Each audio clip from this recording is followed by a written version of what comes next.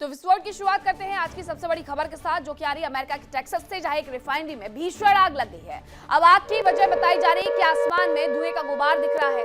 खबरें ये कहती हैं कि इंडस्ट्रियल हीटर की वजह से ये आग लगी है। हालांकि आधिकारिक रूप से अभी तक इस बारे में कोई भी कुछ भी कहते हुए नजर नहीं आ रहा है। टेक्सास के पोर्ट पर ये जो रिफाइनरी है, आर्थर रिफाइनरी, उसमें ये आग लगी है। किस वजह से लगी, इसके बारे में कोई कुछ कहने के लिए तैयार नजर नहीं आ रहा है। आग की वजह हालांकि ये बताई जा रही है कि इसकी वजह से लंबा किलोमीटर तक, कई किलोमीटर तक ऊपर आसमान में धुएं के बादल जैसे उठते हुए देखे गए हैं। टेक्सास में जो रिफाइनरी में भीषण आग लगी है, उसकी वजह से आसमान में धुएं का गुबार उठता हुआ दिखाई दिया है। इंडस्ट्रियल हीटर की वजह से आग लगी है। आधिकारिक रूप से इस पूरे मामले की पुष्टि नहीं हो पाई है। जो तस्वीरें आई हैं वो आपको दिखा देते हैं। ये टेक्सास से तस्वीरें आई हैं। आर्थर जो रिफाइनरी है उसमें किस तरीके से आग लगी है, जरा देख लीजिए। कई किलोमीटर दूर तक ये धुएं का गुबार उठता हुआ नजर आ रहा है। ये आग लगी हुई नजर आ रही है। हालांकि ये रिफाइनरी में आग कैसे लगी है, ये कोई भी कहते हुए कुछ भी नजर नहीं आ रहा है। कारण ये बताया जा रहा है कि हीटर की वजह से ये सब कुछ हुआ है। लेकिन इसमें भी अब कहीं ना कहीं शंकाएं तेज हो गई हैं कि क्या ईरान की पहुंच यहां तक हो गई है।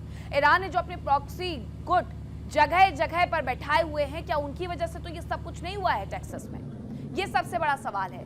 ये जिस तरीके से आग यहाँ पर लगी है, भड़कते हुए नजर आ रही है, ये कहना गलत नहीं होगा कि इस आग की वजह से अमेरिका में ट्रंप भी डरे हुए नजर आ रहे होंगे, जो ये समझ नहीं पा रहे होंगे कि आखिरकार ये अचानक से हो गया या कोई और इसके पीछे है। आपको याद होगा कल हमने आपको विस्फोट में खबर बताई थी कि न्यूयॉर्क में किस तरीके से एक प्लेन हादसे का शिकार हुआ और उस प्लेन में भी यहूदी बैठे हुए थे। कनाडा एक्सप्रेस का वो प्लेन जिसके सामने एक ट्रक आ जाता है और उसके बाद 2 लोगों की जान चली जाती है, 80 से ज्यादा लोग घायल होते हैं। तो क्या ये प्रॉक्सी गुटों के द्वारा किया जा रहा है? ये सबसे बड़ा सवाल है। एक बार फिर से इन तस्वीर को देख लीजिए। आपको ये इंडस्ट्री नजर आ जाएगी, आग लगी हुई नजर आ जाएगी, यहाँ पर उठता हुआ धुएं का गुबार नजर आ जाएगा। आग जिस तरीके से लगी हुई है वो ये कह रही है कि सब कुछ जला करके खाक कर देगी। ये वो वाली स्थिति बन गई है। लेकिन ये सब कुछ हुआ कैसे, इसके बारे में सिर्फ और सिर्फ हीटर को दोष दिया जा रहा है। और ये सच है या नहीं, यहाँ थोड़ा सा इंतजार करना पड़ेगा, क्योंकि इसमें अगर ये आग लगी है तो बू आ रही है किसी साजिश की। ये किसी साजिश के तहत किया गया है। ईरान ने अपने प्रॉक्सी गुट को हर जगह एक्टिव किया गया है। ऐसे में कहीं उसके प्रॉक्सी गुट की तरफ से तो ये सब कुछ खेल नहीं कर दिया गया है। न्यूयॉर्क में हुआ हादसा और उसके बाद टेक्सास में हुआ ये हादसा कहीं प्रॉक्सी गुट की वजह से तो नहीं हो रहा है। ये सबसे बड़ी खबर भी है कि 5 दिन का जो सीज फायर का ऐलान अमेरिका की तरफ से किया गया है, उस पर इजराइल तो थमते हुए नजर नहीं आ रहा है। लेकिन इन सब के बीच में अगर ये टेक्सास में जो कुछ हुआ है वो ईरान के इशारों पर हुआ है, तो क्या ये जो 5 दिन वाला सीज फायर है उसे तोड़ दिया जाएगा राष्ट्रपति ट्रंप की तरफ से? हालांकि ट्रंप है, कब अपनी बातों से पलट जाए उन्हें भी पता नहीं होता है। ईरान से जंग के बाद अमेरिका में हादसों का सिलसिला जैसे शुरू हो गया है। अमेरिका के टेक्सास में रिफाइनरी में आग लग गई, जबकि 1 दिन पहले न्यूयॉर्क में, ये देखिए, यही इसी घटना की मैं बात कर रही थी। ये कल की तस्वीरें हैं। ये एक्सप्रेस कनाडा का विमान है जो कि आगे जाकर के एक ट्रक से टकरा जाता है और इस पूरी स्थिति में 2 लोगों की जान चली जाती है। इमरजेंसी व्हीकल से ये टकराया था, 2 लोगों की मौत हुई थी। इसकी जांच की ही जा रही थी कि दूसरी तरफ एक और हादसा हो गया। ये टेक्सास में हुआ। पहले की जांच पूरी नहीं हुई। बताया ये गया कि यहूदी यात्री सवार थे। ये घटना जानबूझकर की गई या हमला माना जा सकता है, इस पर भी सवालिया निशान खड़े हुए थे। लेकिन अब ये तस्वीर जो आई है, इस पर भी सवालिया निशान खड़े हो गए हैं कि ईरान की तरफ से जो प्रॉक्सी गुट हैं, जो स्लीपर सेल हैं, क्या उन्हें एक्टिव कर दिया गया है, जिसकी वजह से ये आग लगने की घटनाएं लगातार हो रही हैं, जिसकी वजह से ये हादसे हो रहे हैं। तो ये 2 तस्वीरें ये बता रही हैं कि ईरान की मिसाइल्स भले ही अमेरिका तक नहीं पहुंच पाई या उसने कोशिश नहीं की, क्योंकि उसने 4000 किलोमीटर दूर तक मारक क्षमता वाली एक मिसाइल का उपयोग तो कर लिया, लेकिन उसने अपने प्रॉक्सी गुट को जिस तरीके से एक्टिव किया है, उस प्रॉक्सी गुट की वजह से तो ये हाल नहीं हुआ कि एक कनाडा एक्सप्रेस का विमान आ रहा है, उसके बारे में जानकारी मिलती है, फिर ये पता चलता है कि उसमें यहूदी सवार थे, उसके बाद उसे एक इमरजेंसी ट्रक से टकरा दिया जाता है, उसकी टक्कर हो जाती है रनवे पर। आखिरकार ट्रक का क्या काम है, ये सबसे बड़ा सवाल था।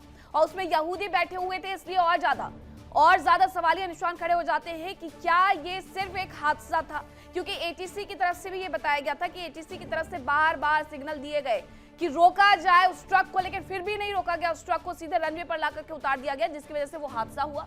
दूसरी तरफ टेक्सास से रिफाइनरी में आग लगने की जो ये तस्वीरें सामने आई हैं, इस पर भी ये कहना गलत नहीं होगा कि इसमें किसी साजिश की बू आ रही है। ये जो हुआ है ये यूं ही नहीं हुआ है। ये जो बार-बार हो रहा है अमेरिका के अंदर, वो यूं ही नहीं हो रहा है। दरअसल ईरान के जो स्लीपर सेल हैं, जो उनके प्रॉक्सी गुट हैं, वो कहीं ना कहीं एक्टिव नजर आ रहे हैं, जिसकी वजह से ये सब कुछ हो रहा है। ये दो तस्वीरें अमेरिका में चल रहे भयंकर बवंडर की तस्वीरें हैं। अमेरिका के अंदर सब कुछ ठीक चल रहा है, ये कहना भी गलत होगा। ये जरा दूर से आती हुई एक तस्वीर और देख लीजिए कि रिफाइनरी में आग सिर्फ एक जगह पर नहीं लगी है। अगर ये हीटर से आग लगी है तो सिर्फ एक ही जगह लगी होती, दो जगह ये फैली हुई नजर आती है। ऐसा किस तरीके से ये कनेक्ट है? ये तो दूसरी तस्वीर जो आप देख रहे हैं ये कल की है। कनाडा एक्सप्रेस का ये विमान जो कि रनवे पर हादसे का शिकार हुआ था, जिसमें ये बताया गया था कि यहूदी बैठे हुए हैं। जांच इस पूरे मामले में की जा रही थी। अब टेक्सास वाले मामले में भी जांच होगी।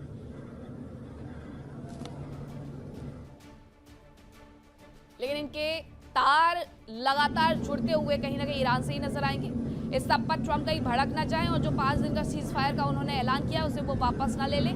सबसे बड़ी बात यह है, कल उन्होंने आधे घंटे तक मीडिया से बातचीत की, मीडिया से मुखातिब हुए। इस पूरे युद्ध पर उनकी तरफ से कहा गया कि हम युद्ध रोकना ईरान युद्ध रोकना चाहता है, हमसे बातचीत कर रहा है। ईरान की तरफ से साफ तौर पर मना किया जा रहा है। उनका कहना है कि हमारी किसी से कोई बातचीत नहीं चल रही है। पहली जो आप तस्वीर देख रहे हैं ये टेक्सास रिफाइनरी में आग की है।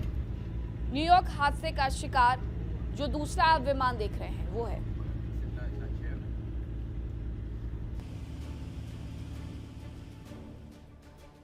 अब अमेरिका ईरान से जंग में पूरी तरीके से फंसा हुआ नजर आ रहा है और वो अब इससे निकलने की कोशिश कर रहा है। ट्रंप ने बड़ा दावा किया कि ईरान समझौता करना चाहता है, हालांकि ईरान ने बातचीत की बात से ही इनकार कर दिया है।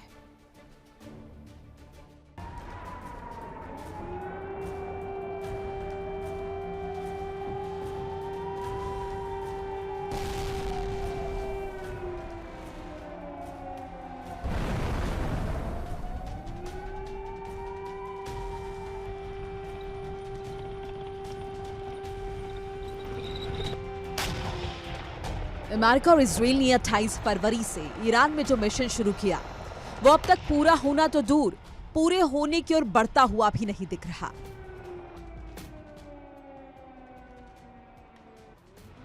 ट्रंप के पास अयातुल्लाह अली खामनेई की मौत के सिवाय कामयाबी के नाम पर बताने के लिए कुछ भी नहीं है। वो ऐसे परेशान हैं कि आगे क्या रणनीति अपनाएं। अगर अमेरिका बिना किसी ठोस सफलता से जंग खत्म होने का ऐलान कर देता है तो यकीनन ये ट्रंप की साख पर बड़ा सवाल होगा, और अगर वो जंग से हाथ खींच लेते हैं तो ट्रंप अमेरिका के इतिहास में सबसे असफल राष्ट्रपति साबित हो सकते हैं।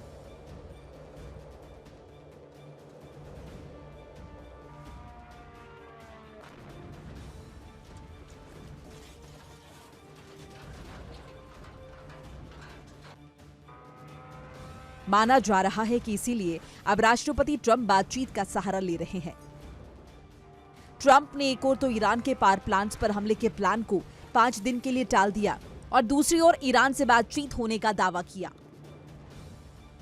डोनाल्ड ट्रंप ने दावा किया कि अमेरिका एक सीनियर ईरानी अधिकारी से बातचीत कर रहा है और कई मुद्दों पर सहमति बनती दिखाई दे रही है। ट्रंप ने उस ईरानी अधिकारी का नाम नहीं बताया। फ्लोरिडा में मीडिया से बात करते हुए ट्रंप ने कहा कि अमेरिका मुज्तबा खामनेई से बात नहीं कर रहा है। ट्रंप ने कहा कि पता नहीं वो जीवित भी है या नहीं। साथ ही उन्होंने दावा किया कि वो नहीं चाहते कि ईरानी नेता की हत्या हो जाए। उधर ईरान ने ट्रंप के दावों को गलत बताया। ईरान के विदेश मंत्रालय के प्रवक्ता इस्माइल बाघोई ने कहा कि 24 दिनों की जंग में अमेरिका से कोई सीधी बातचीत हुई है। उन्होंने कहा कि कुछ दोस्त देशों के जरिए संदेश भेजे गए हैं।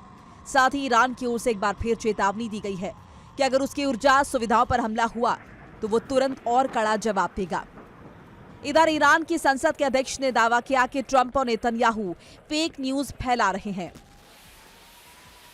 मोहम्मद बघेर कलीबाफ ने सोशल मीडिया पर लिखा कि अमेरिका के साथ कोई बातचीत नहीं हुई है और वित्तीय तेल बाजारों में हेरफेर करने और अमेरिका और इजराइल जिस दलदल में फंसे हैं उससे बचने के लिए फेक न्यूज का इस्तेमाल किया जा रहा है।